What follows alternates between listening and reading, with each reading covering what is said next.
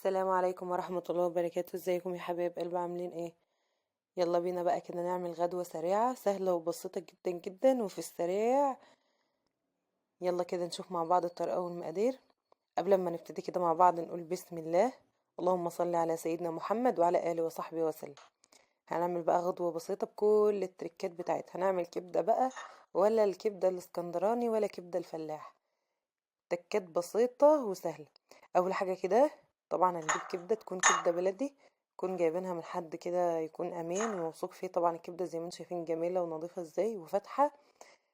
طبعا دي كبدة طازة. احنا تعرفوا منين ان هي كبدة طازة؟ تحس كده ان لونها لسه محمر شوية واللون بتاعها يكون فاتح. وكمان لما هتنزل معاكي في الزيت هتعرفي كمان اكتر واكتر ان هي طازة.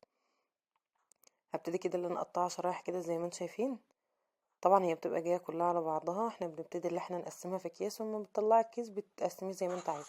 ممكن تسيبيه شرايح كبيره كده زي ما انت كنت شايفاه، ممكن تقسميه شرايح طوليه كده زي ما انا عملته، وممكن تقسميه اتخن من كده.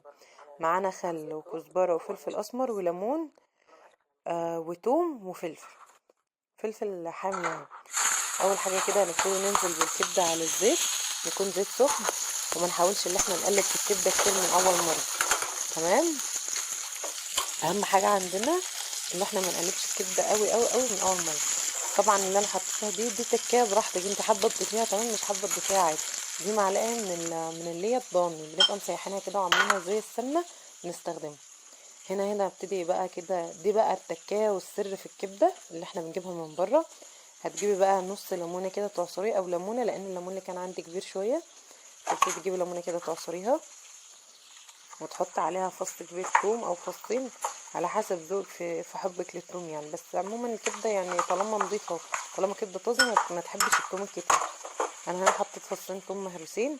هحط معلقتين خل كبار، وهحط معلقه كزبره كبيره برضو، كزبره مطحونه. نبتدي اقلبها كويس كده. الكبده طبعا واحد بس تشويحه بسيطه زي ما انتم شايفين لونها فاتح ازاي، شايفين ان هي جميله ازاي، والميه اللي نازله منها فاتحه ازاي. كل ده بس هي بس بزيت وكده. طبعا اسهل حاجه واطعم حاجه ممكن انت تعمليها على طول بسرعه لو انت مستعجله. الكميه بسيطه جدا جدا بتعمل معاكي كميه محترمه. طبعا انت ممكن تقطعيها تقطعات تانية غير كده، ممكن تقطعيها اصغر من كده لو انت بتحبيها اللي هي تبقى ناعمه وكده.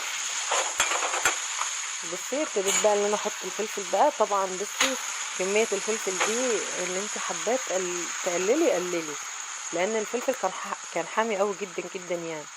انت ممكن انت بقى تحطي مثلا جزء حامي وجزء فلفل رومي عادي من البارد. تمام. هي كده الكبده تمام جدا جدا جدا، زيها زي كبده الفلاح والكبده الاسكندراني اللي احنا بنجيبها من بره. هي كده كبده جاهزه وتمام. في ناس بتحبها السوا ده، وفي ناس بتحب تسيبها شويه. طبعا هي كده خلاص الوصفه خلصت. اللي جاي دي بقى حاجه اختياريه بتاعتي انا. هبتدي كده اللي انا ازود لها بصله متقطعه شرايح كده،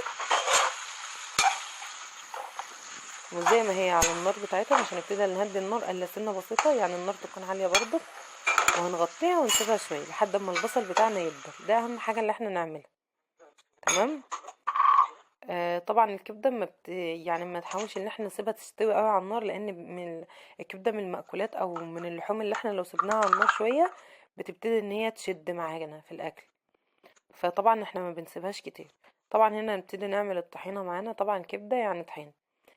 طبعا عندي في البوله شويه ميه سخنين على معلقتين طحينه على كوبايه زبادي. بصهم كله في السريع كده، الفيديو ده مش متحضر له. انا حبيت اخدكم كده معايا في المطبخ بسرعه، اوريكم ازاي اليوم بيعدي، وازاي مثلا لو انا مستعجله او ما كنتش فاضيه اعمل حاجه سريعه وفي نفس الوقت مغذيه ومفيده. وما زوقتش بقى وما حطيتش المقادير في حاجات وكده. لا، وريتكم من الطبيعي، من على الطبيعي خالص. طبعا الطحينه، صوص الطحينه احنا كنا عاملينه قبل كده بالتفصيل اكتر وبوضوح اكتر على القناه. هحاول ان انا اسيب لكم اللينك بتاعه هنا يظهر لكم فوق في الاقتراحات، او ممكن اسيب لكم اللينك في صندوق الوصف. لكن هي زي ما انتم شايفين كده، احنا كل اللي احنا حطيناه، حطينا في نص فنجان ميه سخنه، حطينا عليها معلقتين ونص طحينه كبار، حطيت كوبايه زبادي، حطيت فصين توم، حطيت معلقه خل، حطيت ليمونه كامله، عصرت ليمونه كامله، حطيت بهارات، كمون وشطه وفلفل وملح بس. نبتدي اللي احنا نقلبها مع بعض. حابه اللي انت تضربيها بالويسك اللي هو المضرب يعني براحتك، مش حابه خلاص في الخلاط بقى ونضربها وبعد كده بنستخدمها تاني. هي زي ما هي كده تمام جدا جدا جدا. هنضربها في الخلاط عشان نوصل للقوام اللي احنا عايزينه، وخلاص براحتك بقى. طبعا الكبده دي من الاكلات اللي ما بيختلفش عليها اتنين، كلنا بنحبها. خلاص هي كده كده هنا كده زي ما انتم شايفين الكبده خلاص. البصل بتاع دبل والفلفل دبل شويه زي ما انتم شايفين. هنبتدي نجيب عيش كده زي ما انتم شايفين، ونبتدي نقسم العيش اتنين. اول حاجه نبتدي نحط طحينه في الرغيف وبعدين نحط الكبده. طبعا اصبروا شويه ان الكبده تكون بردت شويه عشان السندوتشات ما تدوبش معاكي بسرعه.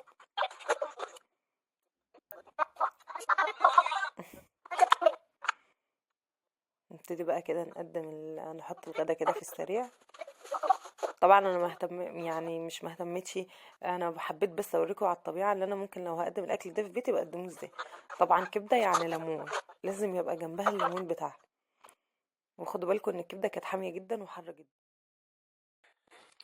بس كده يا حبايب قلبي، اشوفكم في فيديو جديد.